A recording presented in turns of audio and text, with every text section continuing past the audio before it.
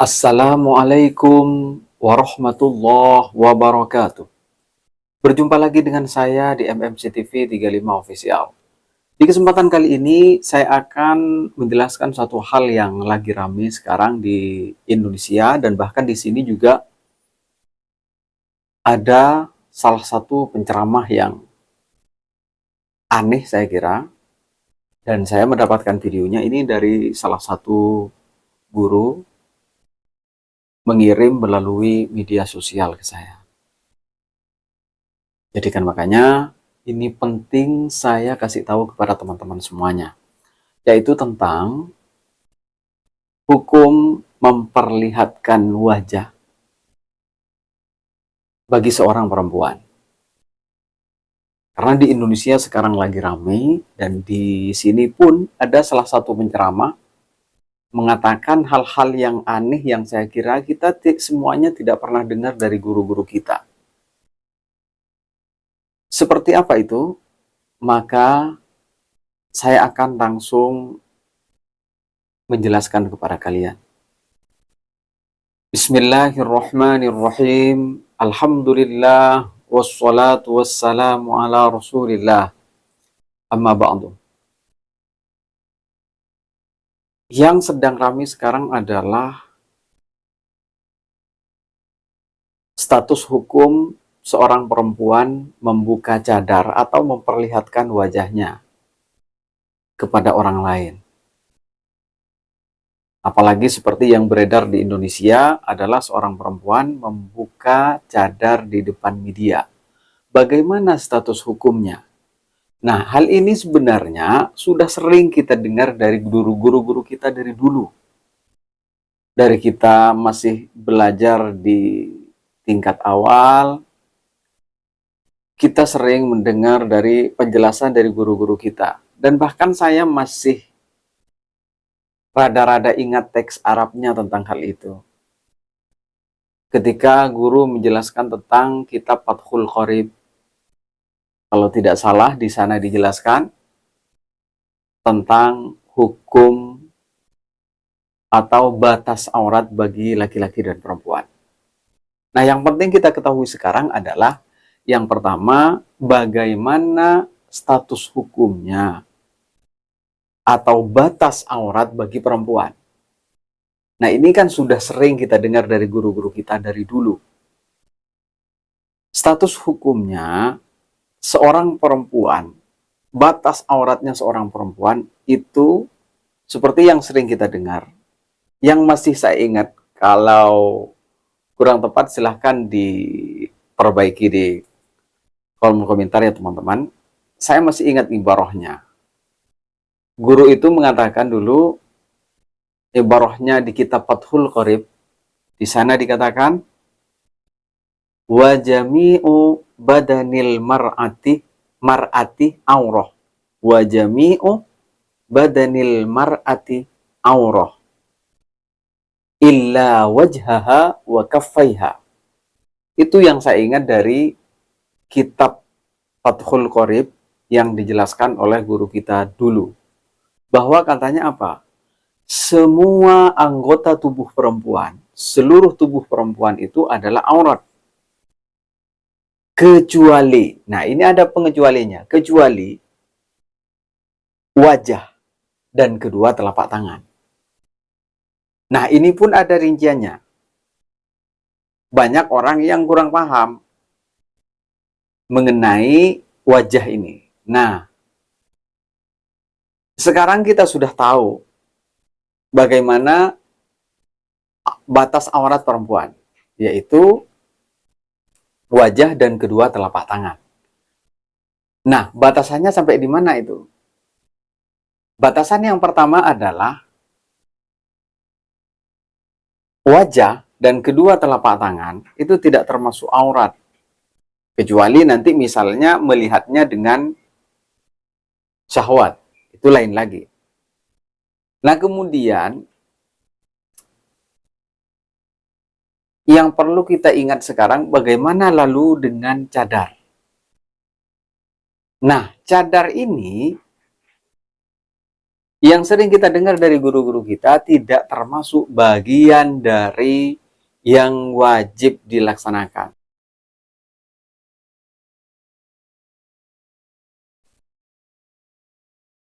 Jadikan makanya dipakai tidak masalah, tidak pakai tidak masalah. Itu yang kita dengar dari guru-guru kita dari dulu. Nah, kemudian sekarang ada yang aneh dari salah satu penceramah di luar negeri mengatakan di dalam ceramahnya berbahasa Arab, dia mengatakan apa? Dia mengatakan bahwa kasfu wajhil mar'ati, kalau nggak salah begitu. Kasfu wajhil mar'ati kafarjiha, kata dia. Jadi memperlihatkan wajah bagi perempuan, itu kata dia seperti memperlihatkan kemaluannya. Na'udzubillahi min dzalik. Ini fatwa yang ngawur, saya kira. Nah, kemudian apa maksudnya? Maksud dari perkataan penceramah ini, artinya kata dia, kalau orang membuka seorang perempuan itu memperlihatkan wajahnya, itu sama dengan memperlihatkan kemaluannya. Na'udzubillah. Jadi status hukumnya disamakan dengan itu.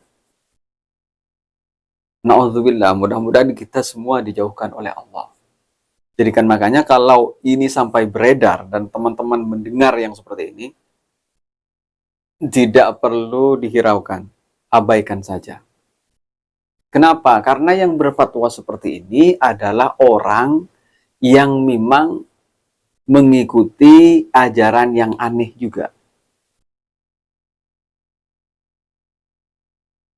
Ini adalah yang sering kita dengar bahwa Pak Ustadz ini, penceramah yang penceramah Arab ini adalah orang yang mengikuti aliran Wahabi. Begitu seperti yang saya dapatkan dari videonya. Jadi kalau benar dari golongan yang ini, maka ini golongan yang tidak konsisten memang dari dulu. Contohnya, dulu maulid dilarang. Ya kan? Maulid Nabi dilarang, tidak boleh, bid'ah, sesat, masuk neraka. Ziarah kubur, sesat, masuk neraka. Nah, syekhnya sendiri itu dirayakan. Ini kan aneh. Dan bahkan sekarang di sini di Arab, ini sedang hari kemerdekaan. Itu dirayakan. Hari kemerdekaan dirayakan, Maulid Nabi dibid'ahkan. Ini kan aneh. Mana lebih mulia, mana lebih penting antara merayakan kemerdekaan dengan merayakan atau bersyukur dengan hadirnya pembawa ajaran agama Islam, yaitu Nabi Muhammad Shallallahu Alaihi Wasallam. Ini kan aneh. Jadi kan makanya tidak perlu kita hiraukan yang seperti itu. Biarin aja. Seperti kemarin, udah saya buat videonya juga tentang seorang ustadz yang ceramah atau menyampaikan khutbah di salah satu masjid. Dia mengatakan bahwa maulid itu berasal dari ajaran Yahudi, kata dia. Nah, saya sebagai bagian dari orang Madura kan perlu mengetahui, benarkah maulid itu berasal dari ajaran Yahudi? Akhirnya itu membuka keinginan saya pada waktu itu untuk menelusuri, benarkah maulid yang berasal dari ajaran Yahudi? Padahal selama ini yang kita pelajari dari guru-guru kita tidak pernah. Justru yang pernah kita dengar adalah itu dirayakan pertama oleh Syekh Mudzafaruddin Al-Kaukabri. Nah, akhirnya saya membuka Bible, mencari di dalam Bible. Ternyata Yang saya temukan bukan maulid yang berasal dari ajaran Yahudi dan Nasrani. Tapi apa? Akidahnya orang-orang yang ngawur seperti yang tadi itu. Orang Wahabi. Dan ini sudah saya buat videonya lebih dari 1 jam. Silahkan teman-teman lihat di sini, nanti akan saya letakkan linknya di sini. Tinggal teman-teman klik atau di akhir video nanti saya juga sertakan. Insya Allah. Jadi kan makanya orang-orang yang aneh-aneh seperti itu tidak perlu kita hiraukan. Yang perlu adalah kita mengkanter. Ketika kita menemukan hal-hal yang kurang benar, yang jelas-jelas salah, kita sampaikan kepada orang lain bahwa ada yang begini dan begini, ini perlu kita sampaikan agar orang lain berhati-hati. Jadi kan makanya kadang kan orang kan gini mikirnya, ini tidak boleh begitu, tidak boleh begitu, tidak boleh Rasulullah sudah mengatakan, hatta mata tari'una an dzikril fajir fadhkuruhu hatta yakhdaruhun nas. Itu kata Rasulullah. Sampai kapan kamu akan membiarkan orang yang sesat, yang menyimpang, yang nyeleneh? Sampaikan, kata Rasulullah. Apa tujuannya menyampaikan? Hatta yakhdaruhun. Agar orang berhati-hati dari yang seperti itu. Jadi kalau jelas-jelas salah secara aturan agama, menyimpang, apalagi dalam hal akidah, maka kita harus menyampaikan. Jangan diem aja. Karena kata ulama, orang yang diam apa hukumnya? Diam dari tidak menyampaikan bahwa ini salah, ini benar. Apa katanya? Itu bagaikan setan yang bisu. Jadi kan makanya kita jangan sampai masuk bagian dari orang yang menjadi setan yang bisu. Paling tidak kita menolak di dalam hati bahwa ini tidak benar.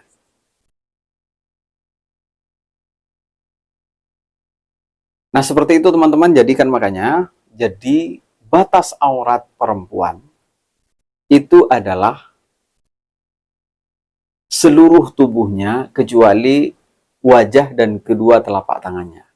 Nah, wajah ini juga kan, di wajah ini banyak yang kurang paham. Nah, di wajah ini, ini batasan wajah kalau di bagian bawah ini, di dagu ini paling depan, sini. Nah, di bawahnya dagu, ini termasuk aurat. Jadi kan makanya kerudung itu harus ditutup sampai sini.